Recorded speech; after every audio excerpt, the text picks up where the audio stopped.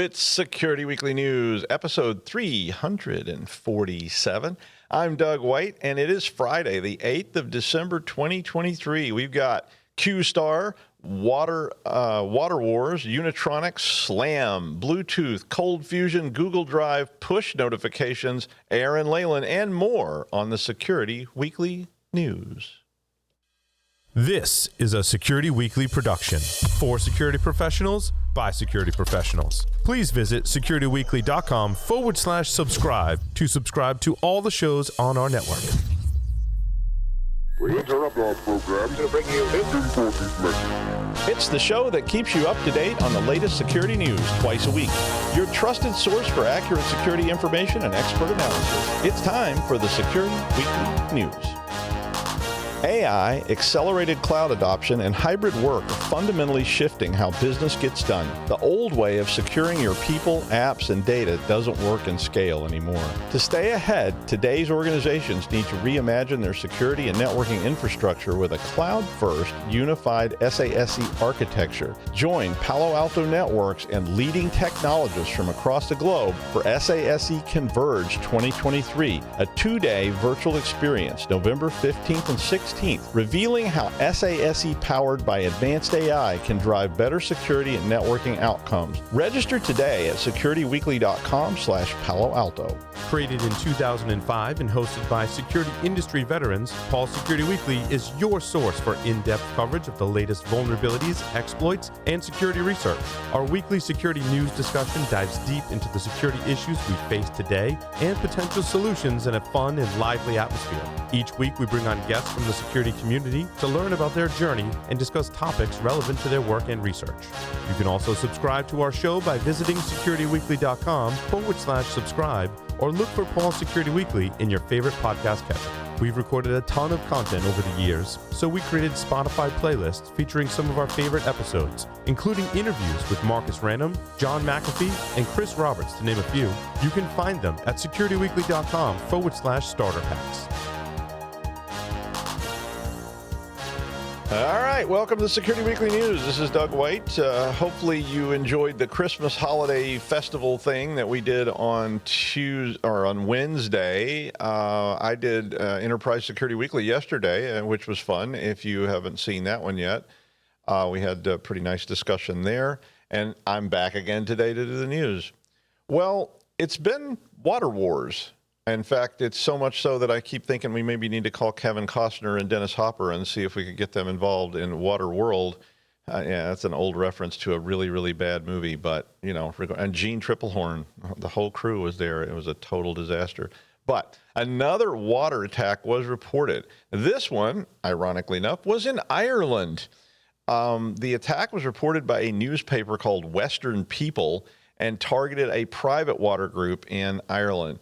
The target was a Unitronics pumping system, and the attackers were able to deface a user interface with a message that announced that they had hacked the system, and then they posted an anti-Israel message and said they were targeting the system due to it being made in Israel. So I presume it was a Unitronics setup. The reps from the water utility said they may have been breached due to, quote, the firewall not being strong enough. Which is kind of in that sometimes the computer just goes crazy realm, you know, but that's like one of those answers which sounds like the person actually doesn't know what a firewall is. You know, maybe, you know, I don't know. But I mean, there's some really small private water district. But the article posits that the most common target is internet exposed programmable logic controllers or human machine interfaces. These are two fancy terms for, you know, for boards and, well, interfaces.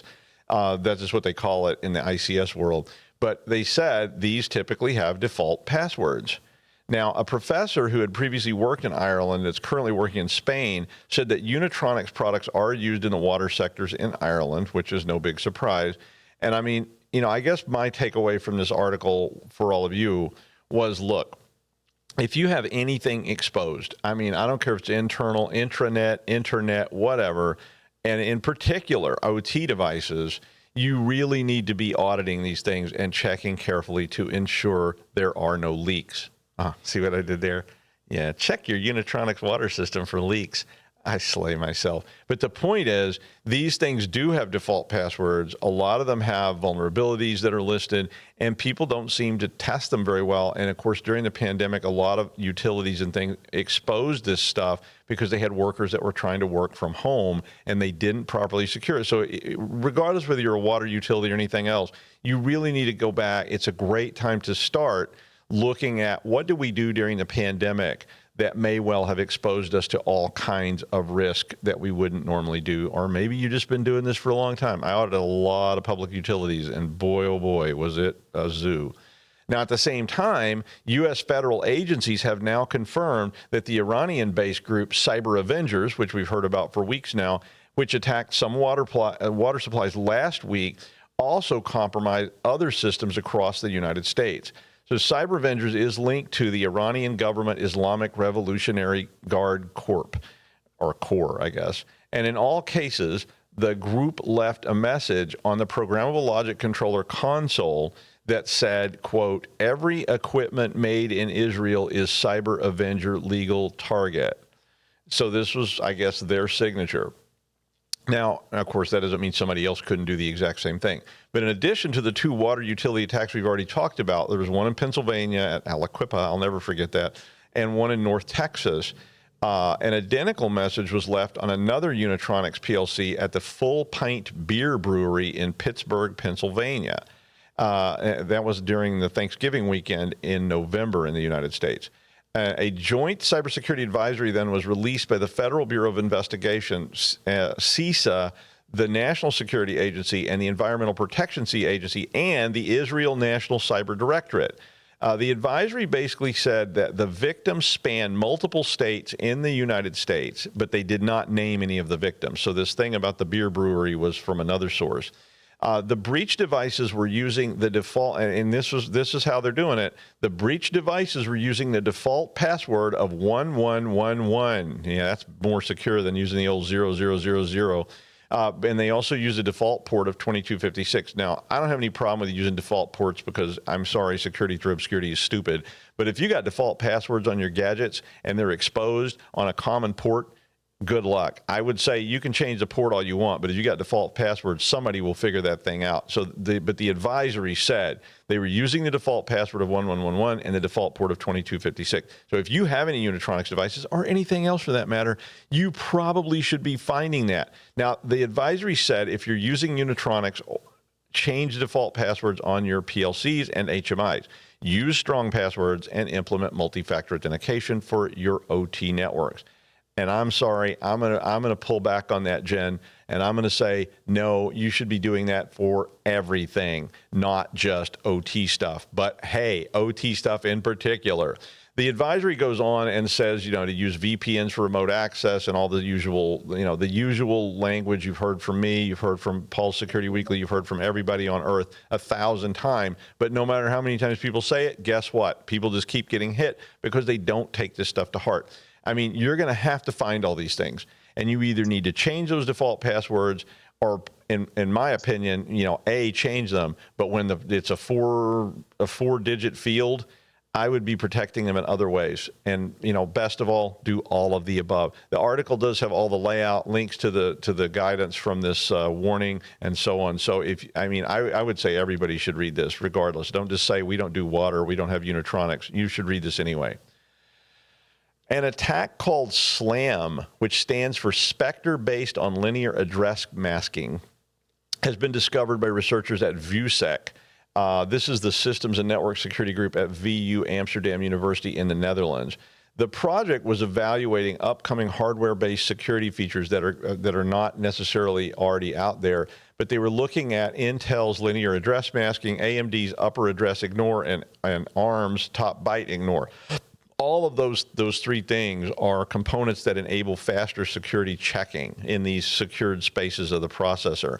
Now, Spectre, which we remember from years ago and then again later, is a transient execution CPU vulnerability. And a lot of that is really low level. But what it does, it allows the exposure of sensitive information that's contained in memory for the processor, And a lot of times in that secured space, they have things like encryption keys and passwords being stored in various ways because they're being used by the processor and they need those keys handy in that secure area. So the processor reaches into the secure area and, theoretically, no one should be able to get to that secure area except the processor locally, but that's not the case with Spectre type stuff. Now, according to the report, SLAM impacts some current AMD processors and has impact on future releases by Intel, AMD, and ARM in the CPU space that would have those features on them, which would probably be just about everything. Now, this particular exploit focused on what is called Spectre BHI, which was a later version of the Spectre meltdown stuff that happened a long time ago.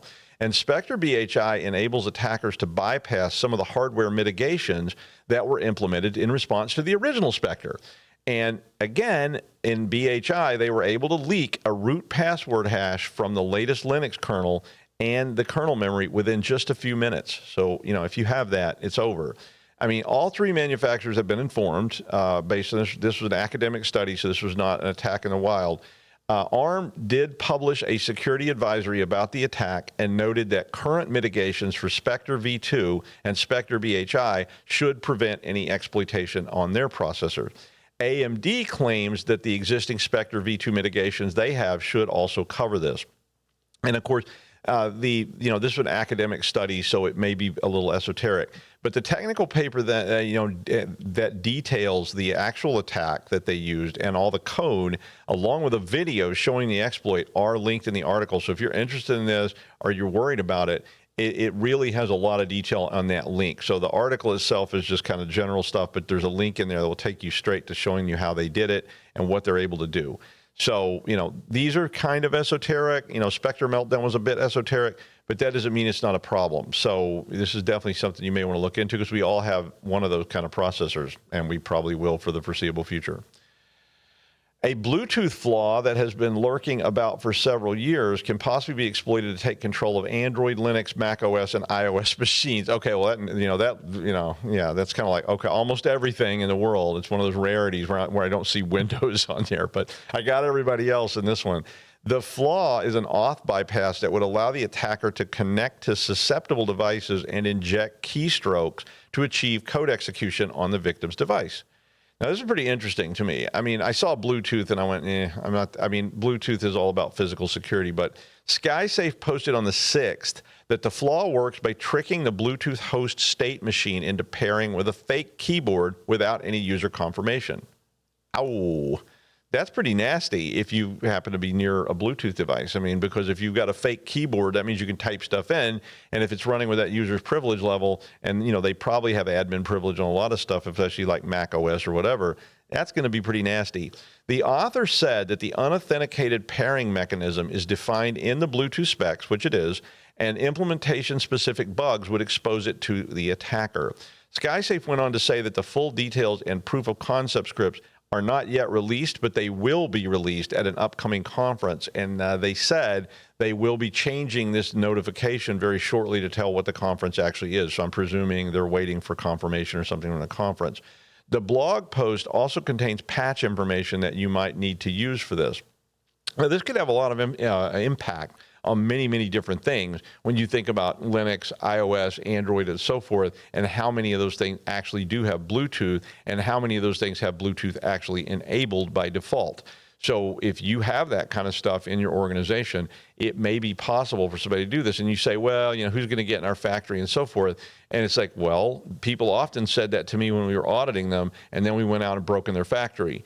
This could affect IoT. I mean, tons of IoT devices use one of these things as their basis, and they do have Bluetooth, and they often use Bluetooth to communicate. IoT, even worse.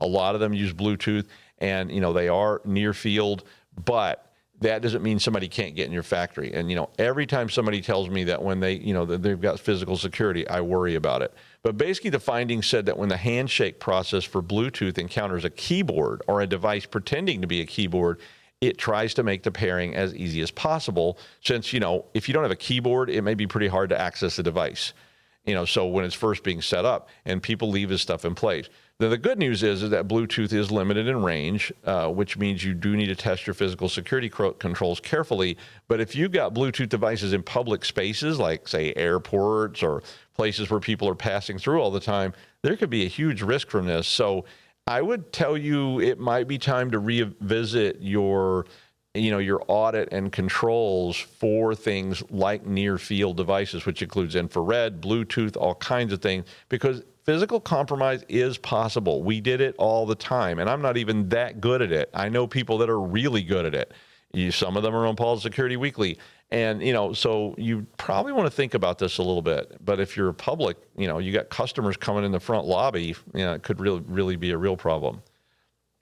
In a breach disclosed on the 5th of December, CISA said that attackers abused a known Adobe Cold Fusion bug to carry out 2 attacks on a United States federal agency systems 2 months after the mandated deadline to mitigate the vulnerability had passed. Naughty, naughty. The attacks were conducted by one or more unknown threat groups. There wasn't a lot of information here, but they said they exploited the vulnerability, which is an improper access control vulnerability, which can result in arbitrary code execution. Now, this was a known vulnerability. It was published. It was well known. CISA took action on it. But the issue affects versions of Cold Fusion 2018 prior to update 16 and Cold Fusion 2021 prior to update 6. And there were other older versions of Cold Fusion which were also affected, but they were end of life. That doesn't mean nobody's using them, but if you got Cold Fusion, you better go find out. Cold Fusion, if you aren't familiar with it, is a web app development tool that a lot of people used to use a lot. And, Cold Fusion had issued patches for this way back in March.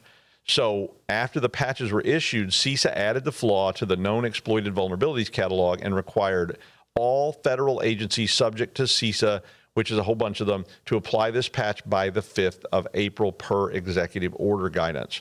I guess this agency, they did not name the agency, but I guess this agency didn't comply. They just, so here we are, later in the year.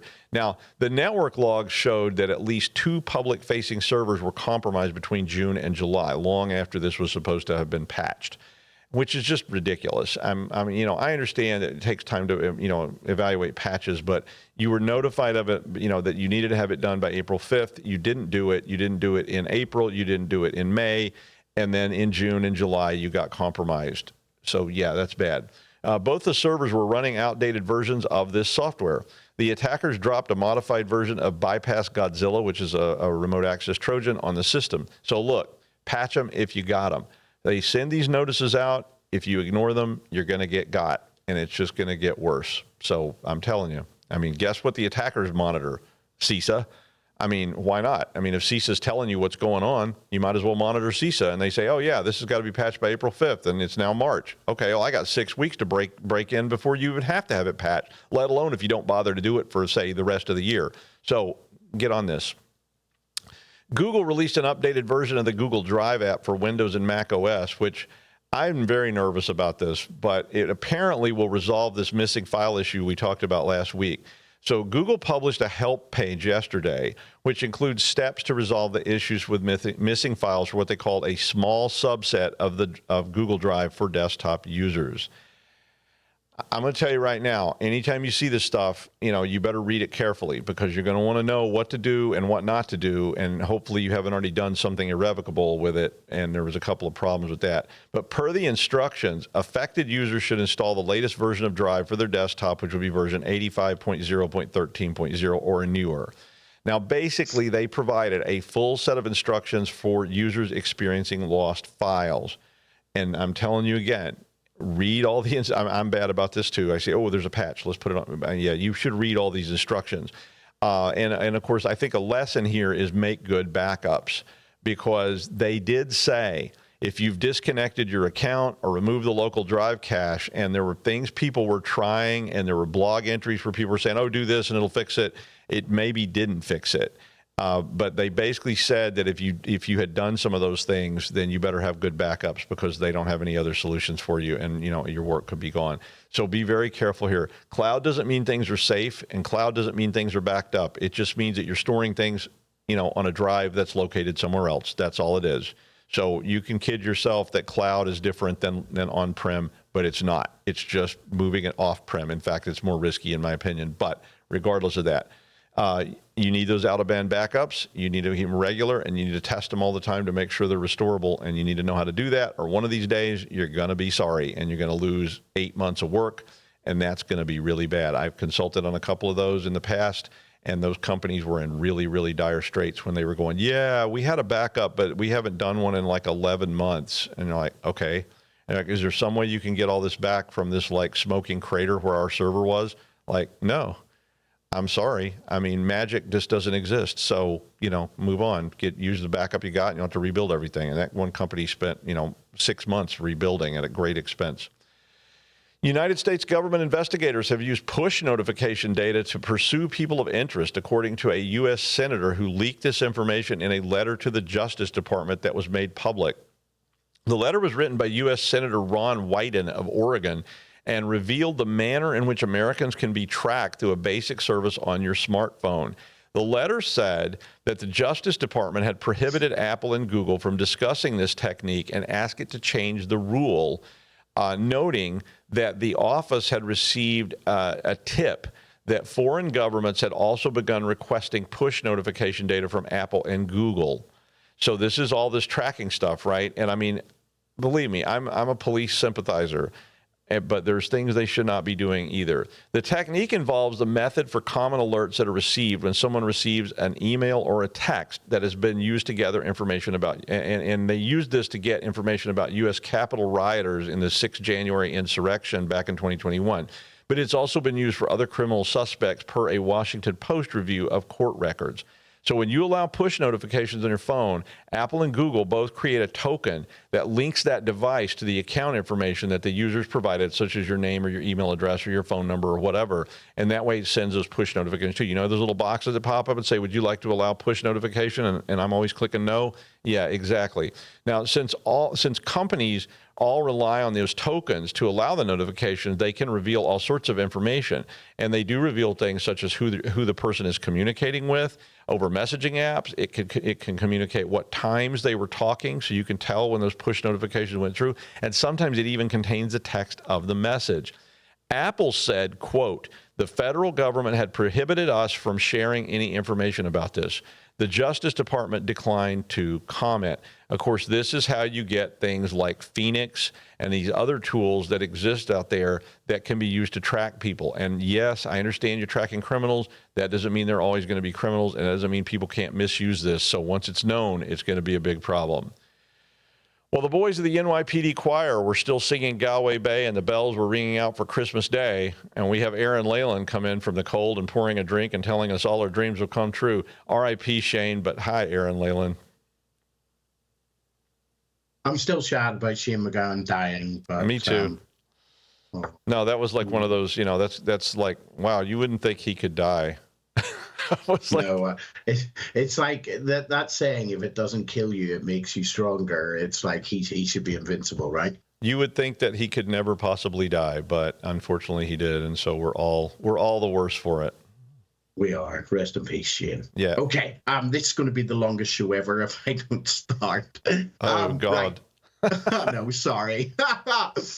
Right. Today, because there's tons of information, I'm going to push hard through. Splunk Executive Predictions 2024 has been released. So directly from the report, it states that at the end of every year, Splunk senior leadership offers predictions for the year ahead, forecasting trends and sharing insights to set business and technology leaders up for success. Go them. Splunk leaders predict that all roads lead to AI, just like everybody else then, making it crucial for executives to understand its role in the future of business. Okay, I've gone through the report, pulled out the highlights. If you wish, as always, you can find a link to the report in the show notes. Okay, I will give their predictions, then the implications to us, the cybersecurity professionals, and then I'll give you my thoughts, and I'm going to do about 8 here, see how it goes. Okay, number 1. AI developments and challenges. Prediction: AI will continue its upward trajectory, but will face challenges in accuracy and practical applications requiring a blend of AI and human oversight. Implications. Cybersecurity teams must remain vigilant and critical of AI tools, understanding their limitations and potential for AI to misinterpret complex security data. My thoughts. The ongoing evolution of AI in cybersecurity suggests a future where AI assists rather than replaces human decision making. So, unfortunately for some, no post-apocalyptic Terminator type scenes. This balance is crucial in maintaining a nuanced understanding of evolving threats, especially as AI models become more sophisticated, but potentially flawed in certain scenarios. Definitely don't believe everything it tells you. It will make you look stupid. Number two, AI in public sector and enterprise software. Prediction. Governments will increasingly integrate AI into enterprise level software, emphasizing efficiency and productivity. Implications. This trend could introduce new cybersecurity challenges, especially in protecting public sector systems that are integrating AI. My thoughts on this. The adoption of AI across sectors, including the public sector, will require cybersecurity strategies that address unique AI vulnerabilities. This situation demands ongoing education and skill development for us, the professionals, focusing on AI-driven environments and their specific, I always struggle with that word, security needs. So please get learning. Number three, digital resilience and compliance. Prediction. Regulatory bodies will increasingly require digital resilience in the face of emerging threats. Implications. Cybersecurity strategies will need to evolve to ensure continuous operations, aligning with stricter compliance standards. Okay, so the increasing focus on resilience reflects a shift in cybersecurity from a purely defensive posture to more proactive, resilience-focused approach. This shift necessitates that organizations not only prepare for cyber attacks, but also develop robust recovery and continuity plans. I obviously expect that you're all doing this already. Right. Okay, number four, C-suite transformation with cybersecurity focus. Prediction. Cybersecurity expertise will become integral to the roles of CISO, CTO, CIO, CFOs, and CLOs. Implications. The expansion of cybersecurity into various additional to CISOs and CIO C-suite roles indicates a growing need for holistic business security alignment. Okay, so this trend suggests future business leaders will need a comprehensive understanding of cybersecurity risks and strategies. It highlights the necessity for cybersecurity to be integrated into broader business discussions and strategic plannings. That would be so nice, rather than being siloed as a technical issue. Who would do that? I would hope that you all are already thinking like that, and probably because you're listening to these shows, I bet you are. 5, sustainability and cybersecurity. Yes, I did say sustainability and cybersecurity. Prediction. Sustainability will become a core business objective, influencing cybersecurity strategies. Implications. Cybersecurity measures will need to adapt to support sustainability initiatives, potentially introducing new types of cyber risk. Just what we need. Okay. The convergence of cybersecurity and sustainability demonstrates the expanding scope of cybersecurity responsibilities, just when we need more to do, right? This trend suggests that cybersecurity strategies in the future will need to be versatile, supporting not just traditional IT, but also broader business and ethical goals, including sustainability. Honestly, you're going to get desensitized to this word. It's going to be everywhere. But I promise you, please get ahead of the curve, and it really will differentiate you from your peers. It's going to be everywhere. Data privacy and AI regulation. Prediction. The rise of AI will accelerate data privacy regulation, hopefully, impacting service delivery globally. Implications: cybersecurity professionals will need to navigate an increasingly complex regulatory landscape, particularly regarding AI and data privacy.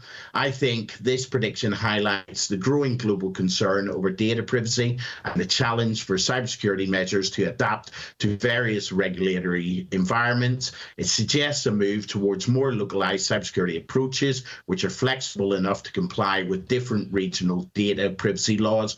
Honestly, in my humble opinion, this will also differentiate you from the crowd. Get on top of this. Okay, nearly there.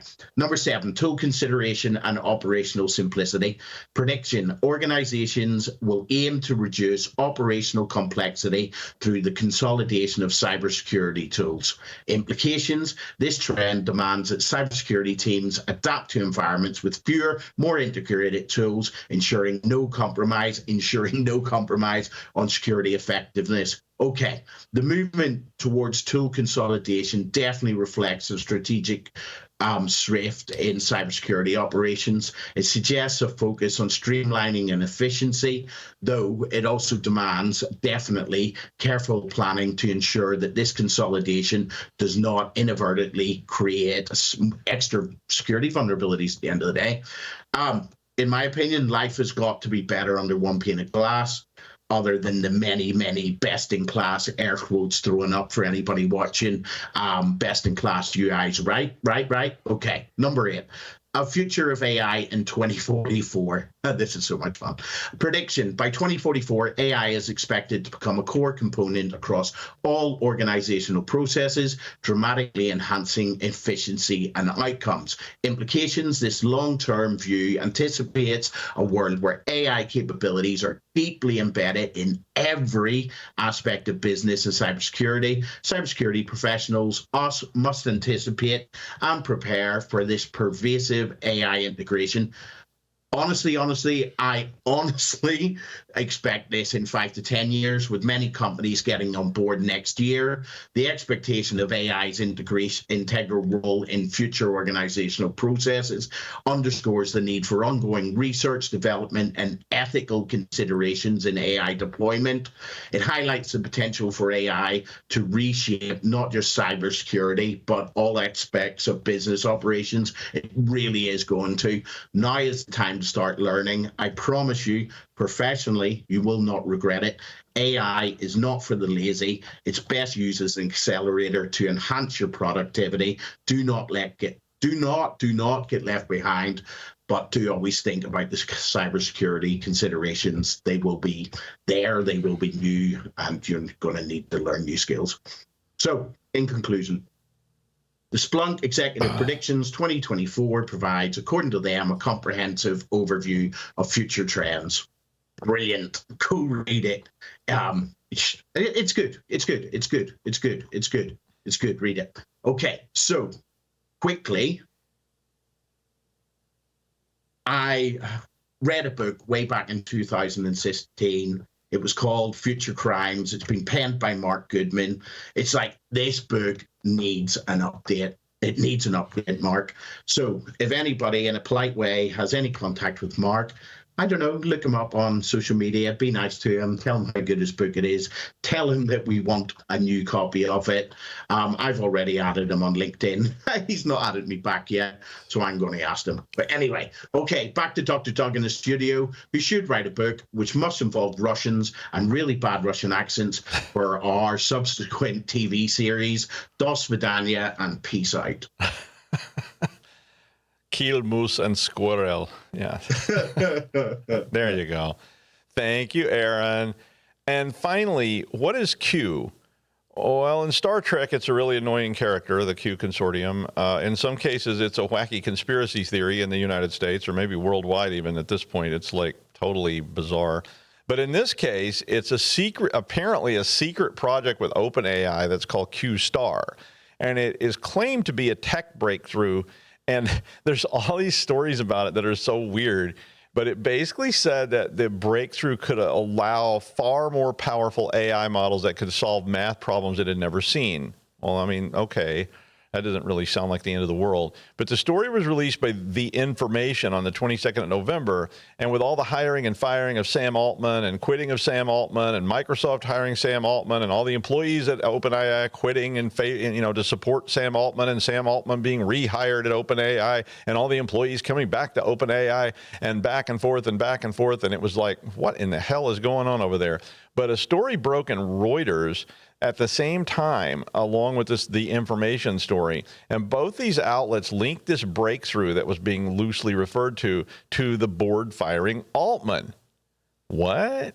And Reuters said something about a letter, quote, warning of a powerful AI discovery that could threaten humanity. I'm like, is Reuters turning into the New York Post?